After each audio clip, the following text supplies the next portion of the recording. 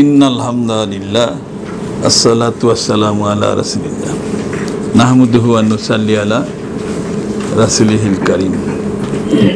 Bangladesh Islamic institute বিক্রয় বিভাগ কর্তৃক আয়োজিত আজকের এই প্রশিক্ষণ প্রোগ্রামের সম্মানিত মেহমান, বাংলাদেশ জামাত ইসলামীর কেন্দ্রীয় নির্বাহী কমিটির সদস্য এবং আমাদের বর্তমানে ভারপ্রাপ্ত চেয়ারম্যান উপাধ্যক্ষ জনাব আব্দুর রব সাহেব এবং আমাদের এজিএম সিনিয়র ম্যানেজার এবং অন্য দায়িত্বশীল এবং সেল সেন্টারের সরাসরি জড়িত যারা আছেন সকলকে আসসালামু আলাইকুম ওয়া রাহমাতুল্লাহি ওয়া বারাকাতুহু। আলহামদুলিল্লাহ, যে অনেক দিন পর আমরা এই ধরনের একটা প্রোগ্রামে হাজির হতে পেরেছি, এর জন্য আল্লাহর কাছে শুকরিয়া আদায় করছি। আমরা সবাই বলি আলহামদুলিল্লাহ। আসলে ঘুরে ফিরে কিন্তু কথাটা ওই বিক্রয় বৃদ্ধি, বিক্রয় ব্যবহার, সেই কথাটাই আসতেছে। কিন্তু আমাকে অবশ্য আমি আজকেই জানছি যে আমার আলোচনা আছে একটা, আমি আসার পরে শুনেছি যে আমার একটা আলোচনা করতে হবে এবং এটার বিশেষ সাবজেক্ট দেওয়া হয়েছে বিক্রয় বিভাগ প্রতিষ্ঠানের মূল চালিকা শক্তি, মানে চাবি ছাড়া যেরকম ঘরে ঢোকা যায় না, এরকম মূল চালিকা শক্তি হচ্ছে কে? বিক্রয় বিভাগটা। এই বিক্রয় বিভাগের যারা জনশক্তি, তাদের মাধ্যমেই আসলে আমরা আমাদের উৎপাদিত বইগুলো আমরা বিক্রয় করি। আমাদের প্রধান কাজ তো কোরআন, হাদিস, ইসলামী সাহিত্য উৎপাদন করা এবং আমাদের সৌভাগ্য যে আমরা এমন একটা জায়গায় আছি যে জায়গাটায় যে মানুষের সৃষ্টির পিছনে যে উদ্দেশ্য ছিল যে মানুষ ইবাদত বন্দেগীর মধ্যে সময় কাটাবে, তাই না? তো আলহামদুলিল্লাহ আমাদের এই পেশাটা এমন একটা পেশা যে পেশায় কেউ যদি সিনসিয়ারলি এবং হক আদায় করে দায়িত্ব পালন করে, তাহলে গোটারাই তার কি হবে? ইবাদতে বন্দেগী হবে, ইবাদত বন্দেগীতে পরিণত হবে। আখিরাতের জীবনটা কি হবে? সুন্দর হবে, উজ্জ্বল হবে। কিন্তু আবার উল্টা দিক আছে, এটা যদি আমরা না করি তাহলে আবার জাহান্নামের দিকেও আমাদেরকে যেতে হবে। সুতরাং এই কাজটা সিরিয়াসলি, এই পেশাকে আমরা নিয়েছি এবং নিতে হবে, আগামী দিনে ভালো করতে হবে। তারা ঠিক মতো প্রচারও করে না। এই যে এত কথা বলা হইল হাফিজ ভাই থেকে সবাই, যে ভালো ব্যবহার, উজ্জ্বল হাসি, মিষ্টি হাসি, হ্যাঁ, একটুখানি মিষ্টি হাসি, এসব কিছু কোথায় আমাদের হারিয়ে যায়। একটা সেল সেন্টারে যাওয়ার পর দেখা যায় যে সামনে ময়লা আছে, 4টায় বসবে, সেখানে ময়লা আছে, তারপরে বই সাজানো নাই। এই যে গাফলতি আমাদের, এটাগুলো কিন্তু আছে আমাদের। কিন্তু এটা যদি এই সেল সেন্টারের মালিক যদি আমি হইতাম তাহলে কি হতো? আমি কি এইভাবে অবহেলা করতাম? আমার প্রতিষ্ঠানকে লাভজনক করার জন্য কিন্তু আমি সিরিয়াস হইতাম, তাই না? সেজন্য যে যত কথাই বললো যে সেল বৃদ্ধির জন্য এটা করতে হবে, সেটা করতে হবে, এই বিষয়গুলো আমাদের মধ্যে যেন এই সমস্যাটা যেন কাটতেছে না, আমরা যেন সেইভাবে যেতে পারছি না। এবং আমরা সেই টপ টু বটম যারা আপনারা আছেন, দায়িত্ব অনেক দিন পালন করছেন, অনেকে দেখা যায় যে ঝিমিয়ে যাচ্ছে। মানে বিষয়টা এরকম, একটা বিক্রয় কেন্দ্রে ঢোকার পর এই যে হাফিজ সাহেব বললো যে তার ফ্যামিলি নিয়ে গেছে, তারা একটা চমৎকার আয়োজন করছে, এক একজনের একটা বই দিয়েছে, হাতে ধরাই দিয়েছে। আপনার মুদি দোকানদাররা এই দোকানে এমনভাবে রাখে, বাচ্চাদেরকে নিয়ে গেলে যেন ওই লোক গিয়েছে কিন্তু ডিম কিনতে, কিন্তু দেখা যায় বাচ্চা কোলে নিয়ে গেছে না, এই জিনিসগুলি এমনভাবে রাখছে যে তারে আরও 50 টাকার সদাই কিনতে বাধ্য হয়েছে। সে বাচ্চা বলতেছে এটা নেব আমি, তো এটা এক আকর্ষণীয় করে রাখা, সাজানো রাখা। কিন্তু দুর্ভাগ্য, আমি আপনাদেরকে বোঝাতে পারতেছি কিনা, এটা আমাদের ব্যর্থতা। 34টা বই আমাদের আছে, যেগুলো শিশু কিশোর উপন্যাস নাটক, এগুলোর বিকল্প বইগুলো যে একেবারে খারাপ তা না। এই যে বই, একটা বইয়ের নাম আসলো একটুখানি হাসি, বইটা পড়ে দেখেন, সুন্দর। আমাদের একসময় ছাত্র সংঘের কেন্দ্রীয় বাইতুল মাল সেক্রেটারি ছিল, একসময় মৌলভীবাজার জেলা আমির ছিলেন, আমাদের মতলিব ভাইয়ের লেখা। আমাদের এখানকার ভাইস প্রেসিডেন্ট ছিল, চরিত্র মাধুর্য, বদর আলম সাহেব। চমৎকার বই, একটা মানুষের চরিত্রকে শানিত করার জন্য কি লাগে সব কথা তিনি থেকে বলেছেন। অথচ আপনাদের মুখটা আসে না, বই নিতে আসতেছে যে বাচ্চাদের জন্য এই বইটা নিয়ে যান। তো এত ট্রেনিং দেওয়া হচ্ছে, তারপর আপনারা সেভাবে কিন্তু প্রস্তুতি নিতে পারছেন না। এই জন্য আমি বলবো যে আপনাদেরকে আরও সিরিয়াস হইতে হবে, এই প্রধান কথা। তারপরও যেহেতু আলোচনার জন্য একটা বিষয় আমাকে দেওয়া হয়েছে, এই জন্য আমি বিষয়ভিত্তিক কিছু কথা বলি। আমি 12টা কথা বলবো আপনাদের কাছে, সংক্ষেপে বলার চেষ্টা করব। যেহেতু সেলসের ব্যাপারে বহুত কথা আসছে, এখন আমি চালিকা শক্তি বললে এই প্রতিষ্ঠান আধুনিক প্রকাশনীর চালিকা শক্তি হচ্ছেন বিক্রয় বিভাগ, তাই তো ওই বইয়ের কথাই বলতে হইব, বুঝতে পারছেন না? বই বিক্রয়ের কথাই তো বলতে হবে। মানে এই সাবজেক্টে অলরেডি 2 জনে বক্তব্য রেখেছেন।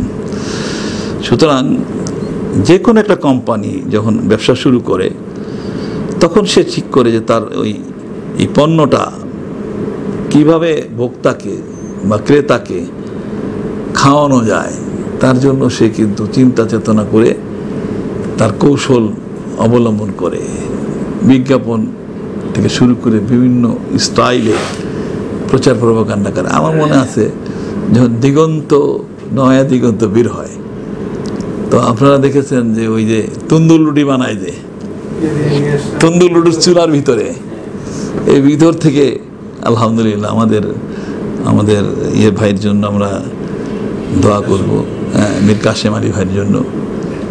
তিনি শুধু জামাত ইসলামীরই সম্পদ ছিলেন না, তিনি বাংলাদেশের সম্পদ ছিলেন।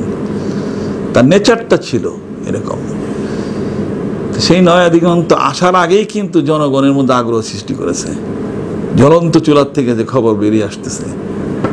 তো এরকম আমাদের পত্রপত্রিকা, আমাদের বইগুলো বের হচ্ছে, আমার সেলস ম্যানেজারের দৃষ্টি আকর্ষণ করব যে আপনার বই যে বের হচ্ছে, সেই বইগুলোকে আপনি চমৎকার পদ্ধতিতে প্রচার করেন, জনগণের মধ্যে আগ্রহ সৃষ্টি হোক।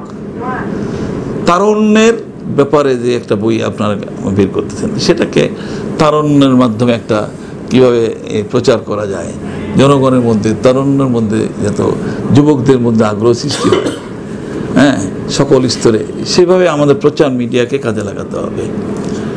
বুঝতে পেরেছেন? সুতরাং আমার কোম্পানি থেকে যে জিনিসটা বেরোচ্ছে, তার প্রয়োজনীয়তা মানুষের কাছে উপস্থাপন করার উপরে অনেক কিছু নির্ভর করছে। আলহামদুলিল্লাহ, বাংলাদেশের এই 18 কোটি মানুষের মধ্যে এমনকি হিন্দুদের বই আমাদের আছে। ইসলামিক রাষ্ট্রে হিন্দুদের, অমুসলিমদের অধিকার, এবং এগুলো নিয়ে আমাদের লেখা দরকার। আরও বই আসা দরকার, অন্য ধর্মের প্রতি আকর্ষণ করে। সুতরাং 18 কোটি মানুষের কাছে আমার এই পণ্যটা পৌঁছাইতে হবে, এই চিন্তা আমার এই বিভাগের লোকদের আছে কিনা আমি জানি না, কারণ সেরকম মনে হয় না। শিক্ষা প্রতিষ্ঠানে কোনো একটা সাংস্কৃতিক অনুষ্ঠান হবে, ক্রীড়া প্রতিযোগিতা হবে, এবং বৎসর শেষে এই ক্লাস ভিত্তিক ফার্স্ট সেকেন্ড থার্ড যারা হবে তাদের উপহার দিবে। আমরা এই কথাটা যদি পৌঁছে দিতে পারি যে আমার এই 34টা বই, হ্যাঁ, আপনাদের স্কুলে উপহার হিসেবে যাবে, আমার বিয়ের অনুষ্ঠানে এই বইগুলি যাবে, খাতনার অনুষ্ঠানে এই বইগুলো যাবে, নানাভাবে আমাদেরকে এই বইয়ের প্রচারগুলোকে নিয়ে আসতে হবে। তাহলে না আমরা আমাদের বৃদ্ধি করতে পারবো, জনগণের কাছে যেতে হবে। তাহলে আর ঘর কামড় কি জব করে খাচ্ছি এটা আর কেউ বলতে পারবে না। কথা বুঝতে পেরেছেন? ওই 100% কথা না হইলেও কিছুটা তো সত্য যে আমাদের জনশক্তি না থাকলে আমাদের বই এত বিক্রি হতো না। যদি এইভাবে আমরা করতে পারি, টার্গেটে পুষতে পারি যে এবার 20 কোটি টাকার বই আমরা বেচবো, আমরা এটাকে এইভাবে যদি সামনে চলে যেতে পারি, তাহলে আমাদের হাত পা আরও ডানা বিস্তার হবে, একটা বিশাল একটা বৃক্ষে পরিণত হবে। ফল যত বেশি হবে, এই ফলটা তখন ছিঁড়ে ছিঁড়ে আপনাদেরকে দিতে কোনো আপত্তি থাকবে না। আধুনিক প্রকাশনী বা বাংলাদেশ ইসলামিক ইনস্টিটিউটের সকল বিভাগগুলোকে, উইংকে আমরা এমনভাবে করতে চাই যে এখানকার চাকরি লোভনীয় হয়ে পড়বে। আপনাদের যে ধরনের বেতন হবে, স্যালারি হবে, হ্যাঁ, ব্যাংকের প্রতি যে মানুষের আকৃষ্ট থাকে, এরকম যে আপনাদের এই ধরতে হলে, আপনাদের অবস্থা হইতে হলে আপনারা খুব একটা ভালো পর্যায়ে চলে যাবেন।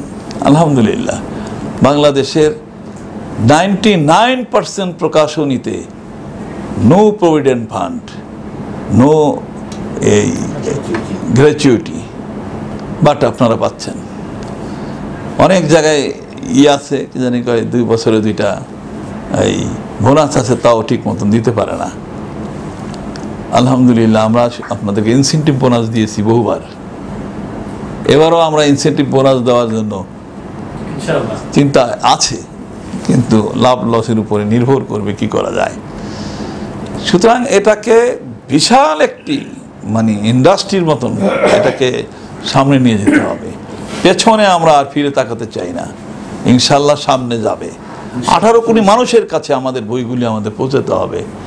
সেজন্য আপনাদেরকে সিরিয়াসলি আপনাদের ভূমিকার উপর নির্ভর করে 2 জন ভাই, ডিজিএম এবং আমাদের সেলস বিভাগের 2 জনে বিক্রি বৃদ্ধির ব্যাপারেই কিন্তু আলটিমেটলি কথা বলছেন। সেজন্য সেইভাবে আমি কথাটা বলতে চাই না। তাহলে আমি 1 নম্বরে বলতে চাই, তাদের কথাগুলোকে আমি মোটিভেশন করে 1 নম্বরে আনতে চাই। গ্রাহক হইল আমাদের কাছে হিন্দুদের মতন লক্ষ্মী বলবো না, গ্রাহক হলো আমাদের কাছে খুব ইম্পর্টেন্ট ব্যক্তি, খুব ইম্পর্টেন্ট ব্যক্তিত্ব। তাদের মর্যাদা, তাদের অবস্থান আমার কাছ থেকে সেইভাবে তাদেরকে মূল্যায়ন করতে হবে আমরা। তাহলে প্রথম পয়েন্ট হলো গ্রাহককে জানা এবং বোঝা। তাহলে প্রথম পয়েন্টে আপনি লিখতে পারেন গ্রাহককে জানা এবং বোঝার চেষ্টা করা, যে সে কি চায় কি চায় না, এবং তার সাথে সেভাবে আচরণ। যেহেতু ওনারা আলোচনা করছে, আমি সংক্ষেপ করছি, এটা থেকে বুঝে নেন যে গ্রাহককে আমরা জানবো এবং বুঝবো, তাকে অভ্যর্থনাটা খুব সিরিয়াসলি করব, তাকে অভিনন্দন জানাবো, তার সাথে যোগাযোগ থাকবে, তার সাথে একটা হৃদ্যতাপূর্ণ অবস্থান থাকবে। আমি খুশি হব যে সেলসম্যান অন্তত 1000 গ্রাহকের টেলিফোন নাম্বার তার কাছে আছে, মাঝে মাঝে তিনি যোগাযোগ করেন, আমরা বুঝবো যে তিনি জানেন এবং বোঝেন। গ্রাহককে জানা এবং বোঝা 1 নম্বর কাজ। 2 নম্বর কাজ হলো ভালো সম্পর্ক তৈরি এবং নিয়মিত যোগাযোগ করা। ভালো সম্পর্কটা রাখতে হবে, এই ব্যাপারে বিস্তারিত ওনারা আলোচনা করেছেন, এই জন্য আমি আলোচনায় যাচ্ছি না। পয়েন্ট হলো 2 নম্বর, ভালো সম্পর্ক সৃষ্টি করা, যোগাযোগ করা, মাঝে মাঝে যোগাযোগ রক্ষা করে চলা, যাতে তার মাধ্যমে আপনি গ্রাহকদের বৃদ্ধি করতে পারেন, চেষ্টা করতে হবে। 3 নম্বর হলো ব্যতিক্রম ধর্মী অফার বা ডিসকাউন্ট প্রদান করা। সেলস থেকে বলতে হবে আমরা যা দিই, আমি তো বহুদিন 8 সাল থেকে তো সেক্রেটারি দায়িত্ব পালন করতেছি।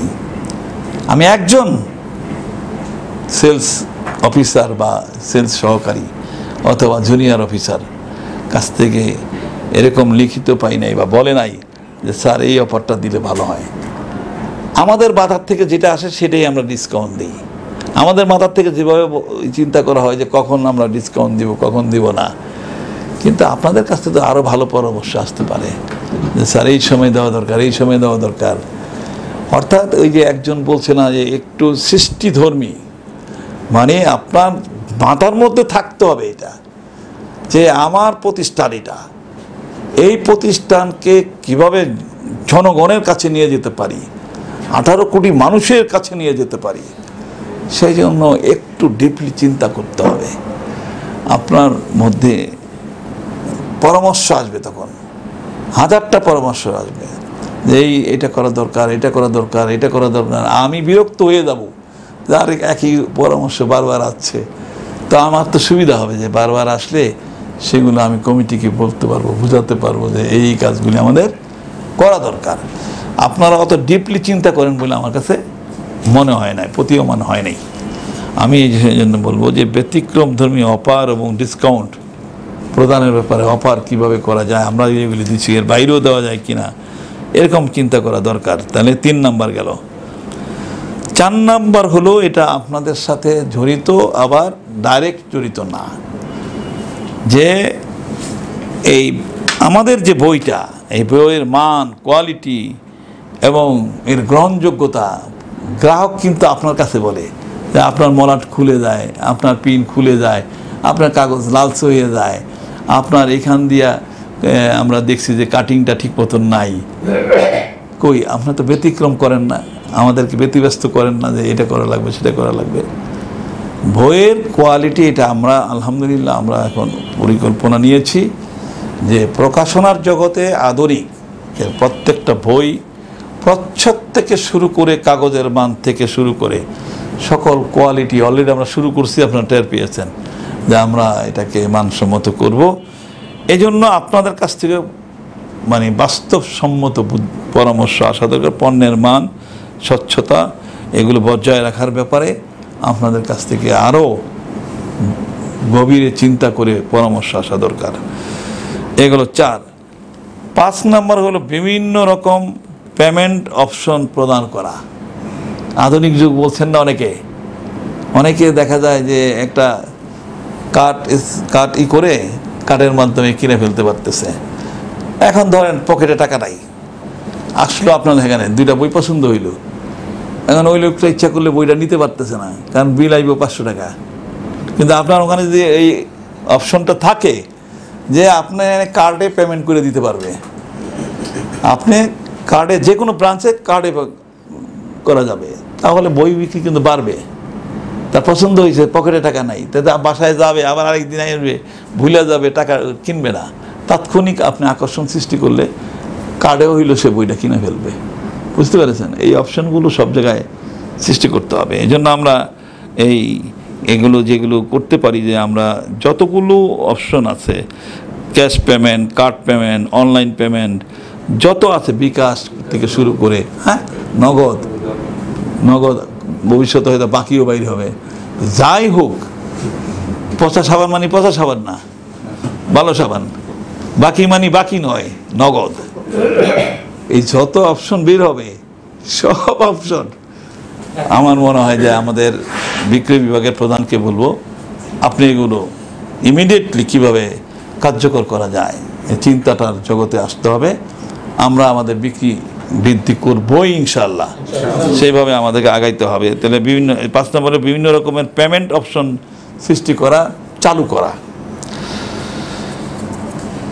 বিপণন পরিকল্পনা ও প্রচার কৌশল ঠিক করা। আমরা এখন আছি সংগ্রাম, সোনার বাংলা, কথা বলছেন, আর কি নয়া দিগন্ত, আর মাঝে মাঝে সাথী সংস্থা, শিবির, এই কয়েকটা পত্রিকার ভিতরেই আমরা আছি।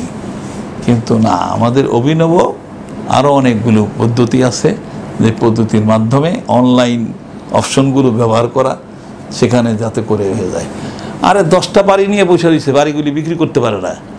দেখা যায় যে সে দিয়ে দিছে বিক্রয়.com-এ, দেখা গেছে যে গ্রাহক আসতেছেই, কন্টিনিউয়াসলি আসতেছে, সেখানে পেমেন্ট তো খুব বেশি না, তাই না? জেনে লেটেস্ট যতগুলো মানে আমরা পদ্ধতি বের হবে, সব কটা পদ্ধতিকে আমরা কী করবো, বিপণন এবং পরিকল্পনা এবং প্রচার কৌশল ঠিক হিসাবে আমরা ঠিক করবো। তাহলে ইনশাল্লাহ আমরা সামনের দিকে আগাতে পারবো। তাহলে কয় নম্বর গেল? 6 নাম্বার। তো আমি ব্যাখ্যা কমায় করতেছি, আমি মনে করি যে আপনারা বুদ্ধিমান লোক, বুঝতে পারবেন ইনশাআল্লাহ। কম কথা বললেও বেশি কথা বুঝতে পারবেন। শক্তিশালী সেলস অ্যান্ড সাপোর্ট প্ল্যাটফর্ম তৈরি করা, এইটার ব্যাপারেও আমাদেরকে কমতি আছে আমাদের। এটা আমরা একটি ওয়েবসাইট আমরা খুলছি অলরেডি। এই ওয়েবসাইটের মাধ্যমে আমরা আমাদের পণ্য বিক্রয় করে থাকতে পারি। এটা পরিপূর্ণভাবে এটা হইতে হবে, একটা সাইট নাই, একটা সাইট আছে, আমাকে শফিক সাহেব একটার উত্তর দেয়, 3টার উত্তর দেয় না, তাই তো পুরা কথা বুঝতে পারছেন? জবাব আসার আগেই, প্রশ্ন আসার আগে জবাব দিতে হইব, তখন সে কি হবে? দেখেন, আমরা কেন্দ্রীয় শুরার দাওয়াত পেয়েছি, সেখানে আমাদের আইটি বিভাগ থেকে বলা হয়েছে যে আপনি যে দাওয়াত পাইলেন আপনি ওকে বলেন অথবা ইনশাল্লাহ বলেন, এর মানে কাটতি। অনেকে নিজে নিজেই কিন্তু একটা দাওয়াত পাওয়ার পর ইনশাল্লাহ লিখে দেয়। তাহলে যিনি আমাকে দাওয়াত দিল তিনি কিন্তু বুঝতে পারলো যে আমারটা সে কবুল করছে, আপনি চুপ করে বসে রইলেন, তা আপনাদের পাইছেন এরই তো বোঝা যায় না। কথা বুঝতে পেরেছেন? আপনাকে দাওয়াত দিল কেউ, বিয়ের দাওয়াত দিল, এখন তো সবই চলেই ভাবে, আপনি যদি সেখানে ইনশাল্লাহ লিখে দেন তো ওই লোকটা বুঝলো যে আপনি তার দাওয়াতটা গ্রহণ করেছেন, ইনশাল্লাহ মানে আপনি যাবেন, তাই না? তো সুতরাং আমাদেরকে এই বিষয়টাকে শক্তিশালী করতে হবে।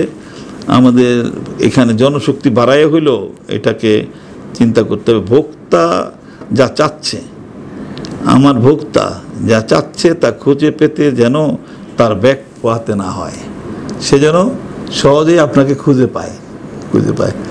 শোনেন, এখন অন্তত 30% মানুষ ঘরে বসে সব পাইতে চায়, কেন? আপনি চাইবেন না আপনার দোকান আইসা নিতে হইব, তাহলে তো আপনার দোকান আর চলবো না। চলবো? খুলে রাখলে তো লাভ হইবে না। এই জন্য ওইটা করতে হবে, বুঝতে পারছেন? যেমন আপনি দেখেন, আপনার যে সমস্ত যারা এই যে ওয়েবসাইটে ব্যবসা করে, হ্যাঁ, তারা যারা কি ওটা পাঠাও একটা কোম্পানি, তারা নানা রকম সাইট করেছে, ঘরে বসে সব খাবার পাওয়া যাচ্ছে, ঘরে বসে সব জিনিস পৌঁছে যাচ্ছে। আপনার একটা 3 পিস দরকার, অনলাইনে আপনি দিয়ে দিচ্ছেন, এখন উনি দেখে ওনার পছন্দ হয়েছে, দামও দিয়ে দিচ্ছেন, সে বললো যে আমার এইটা, আপনার ঘরে বসে বিক্রি হয়ে গেল। না, আমরা বইগুলোকে এরকম করবো না কেন? Why not? সুতরাং আমাদেরকে সেই পণ্য খুঁজে পাওয়া, সেলস সাপোর্টটা জনগণের কাছে সিরিয়াসলি করতে হবে। সিরিয়াসলি যদি আমরা এটা করতে পারি তাহলে ক্রেতারা আমাদেরকে লুইফা নিবে।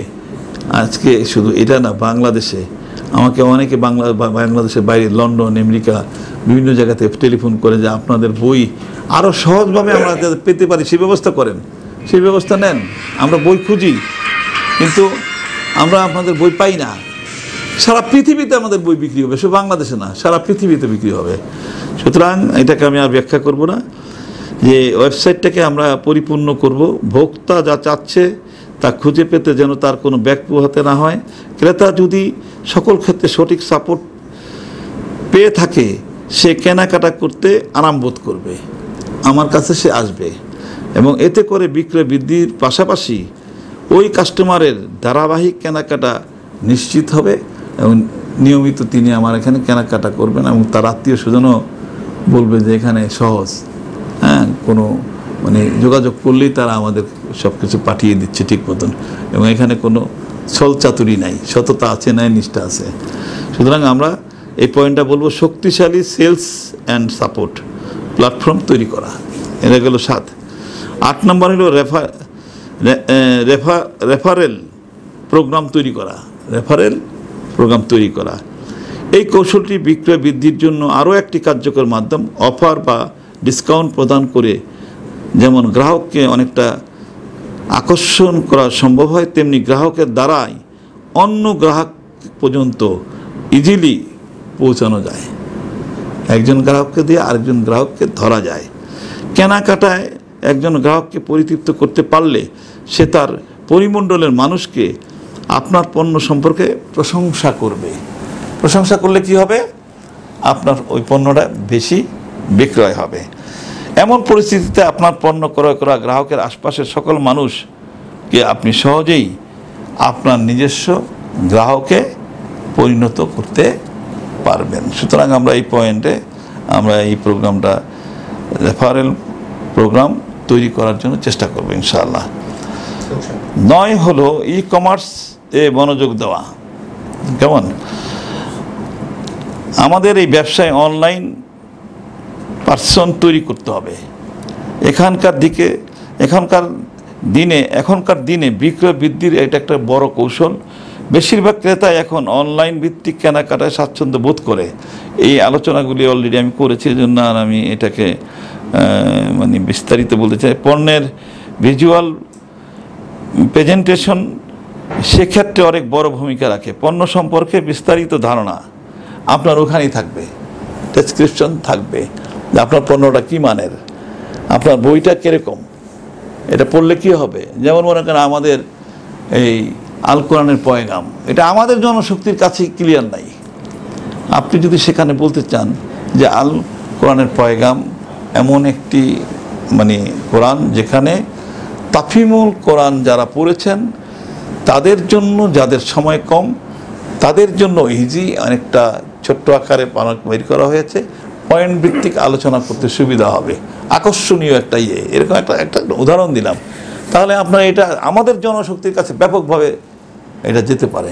সুতরাং আমি শফিক সাহেবকে বলবো যে আপনি এই গামকে আকর্ষণীয় করে কীভাবে বিজ্ঞাপন দিবেন এইভাবে সেটা চেষ্টা করেন। আমাদের শিশু কিশোরদের বই কিভাবে আপনি বিজ্ঞাপন দিবেন সেগুলো তৈরি করে আমাকে দেখান, আমরা সেগুলোকে আরও এই লেটেস্ট প্রযুক্তির মাধ্যমে জনগণের কাছে পৌঁছাতে চাই।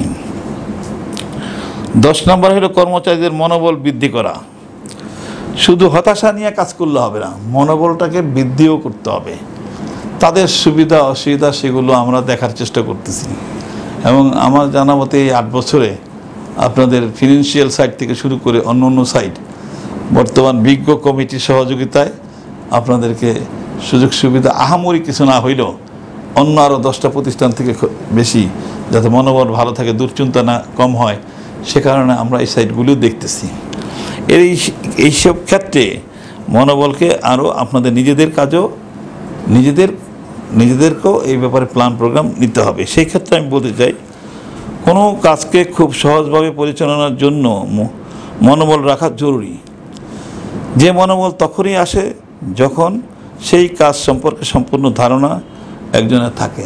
আপনি 400 বই, কোনো ধারণাই নাই, আপনি কিসের প্রচার করবেন? আপনার মনের মধ্যে তো মনোবল সৃষ্টিই হচ্ছে না। একটুখানি হাসি বইটার মধ্যে কী আছে সে কথাটা আপনি কিছুই বলতে পারেন না, চরিত্র গঠনের মৌলিক অবদানের মধ্যে কী আছে সেটাই বলতে পারেন না, আপনি ওই আল কোরআনের পয়গামের মধ্যে কী আছে সেটাই বলতে পারেন না। তাহলে এই ধারণাই আপনাকে মনোবল সৃষ্টি করবে, কথা বলতে সুবিধা করবে। এই আপনি যে চুপ করে থাকেন বোবার মতন, কেন? যে আপনার ধারণা নাই। মনোবল তৈরি করতে হবে, ক্রিয়েট, আপনাকে মনোবলটাকে সৃষ্টি করতে হবে। এই জন্য বইয়ের ভূমিকা হইলেও পড়তে হবে। ওই যে একজন ভাই সে নাই, কিছুদিন আগে তার এক ছেলে দেখলাম যে আমি একটা ওইখানে আমার নির্বাচনী এলাকায়, হ্যাঁ, তার ছেলে দেখলাম ভালো ভূমিকা রাখতেছে, তো আইসা পরিচয় দিল যে নূর হোসেনের ছেলে আর কি। তো আলহামদুলিল্লাহ আপনার নূর হোসেনের উদাহরণ আপনাদের আসলো যে অল্প শিক্ষিত বিক্রয় ম্যানেজার সাহেবকে যে এই আমরা প্রয়োজন আমাদের কর্মীদেরকে আরও ট্রেনিং এবং মোটিভেশন করার মাধ্যমে তাদেরকে প্রস্তুত করতে হবে। 11 বিক্রয় কৌশলে নতুনত্ব নিয়ে আসা। এই যে কৌশলে যে আমরা একটা একঘেয়েমি ভাব চলছে সেগুলোকে আমাদেরকে চেঞ্জ করতে হবে, নতুনত্ব আনার জন্য চেষ্টা করতে হবে। সর্বশেষ যেটা বলতে পারো বিক্রয়কে আমরা আমাদের বিক্রয় জগতে আমরা একটা মডেল হিসেবে আত্মপ্রকাশ করতে চাই, যে আমরা বিক্রয়টাকে এমনভাবে করব যে আমাদেরকে মানুষ অনুসরণ করবে। সুতরাং এর মাধ্যমে পণ্য সম্পর্কে এক ধরনের আমাদেরকে ফ্রেমওয়ার্ক করতে হবে। আমরা তো পণ্যর ব্যাপারে ওই রকম সুন্দর চিন্তা ভাবনা করি না, যাতে ভোক্তা তার কেনাকাটার জিনিসটা উপভোগ করতে পারে, যাতে করে কোনো ভোক্তা কোনো পণ্যটি ক্রয় করবে সে সম্পর্কে দ্রুত সিদ্ধান্ত নিতে পারে। সেইভাবে আমরা মানুষকে আমাদের প্রচার প্রপাগান্ডার মাধ্যমে উপযুক্ত করব। তো আসুন, আমরা অনেকটু লম্বা কথাই বলা হইল, তো আমরা আমাদের নিজেদের দক্ষতা যোগ্যতাকে সামনে কাজে লাগানোর জন্য চেষ্টা করি। বিক্রয়কে আমরা বৃদ্ধি করব ইনশাআল্লাহ। আমাদের এই সংগঠনকে আমরা টার্গেট আমাদের আছে, উচ্চ বিলাস থাকা উচিত, কিন্তু এটা আমাদের একটা স্বপ্ন যে আমরা এটাকে আগায় নিয়ে যাব। সে আমরা এবারে যে কমপক্ষে আগামী 2-3 বছরের মধ্যে আমরা কমপক্ষে 50 কোটি টাকা বছরে বিক্রি করব, সেই লক্ষ্য পানে আমরা দ্রুত এগিয়ে যাব। সুতরাং আমাদের যে জনশক্তি আছে খুব যে বেশি জনশক্তি লাগবে না, লাগবে তা নয়, কিন্তু দেখা যাবে যে আজকে 50 কোটি টাকা যদি বছরে বিক্রি হয়, তখন আপনাদের দিকে একটু তাকাতে, আপনাদের অবস্থান একটু ভালো করতে আমাদের কষ্ট হওয়ার কথা নয়। আসুন আমরা সকলে মিলে এই প্রতিষ্ঠানকে সামনে আগানোর জন্য চেষ্টা করি এবং আমাদের বিক্রয় বৃদ্ধি করবো ইনশাআল্লাহ। এবং আমরা নতুন বইয়ের মাধ্যমে জনগণকে আরও আকর্ষণ করব। আর সর্বশেষ কথা হলো যে আমরা আমাদের জনশক্তির মধ্যেই সীমাবদ্ধ অবস্থায় থাকতে চাই না। 18 কোটি মানুষ আধুনিকের কোনো না কোনো বই বিক্রি করেছে, এই পর্যায়ে আমরা চলে যেতে চাই। সুতরাং এ দেশ ও মানুষের জনগণের দৃষ্টিতে আমরা আসতে চাই। আল্লাহ তাআলা আমাদেরকে তৌফিক দান করুন। আমিন। আসসালামু আলাইকুম।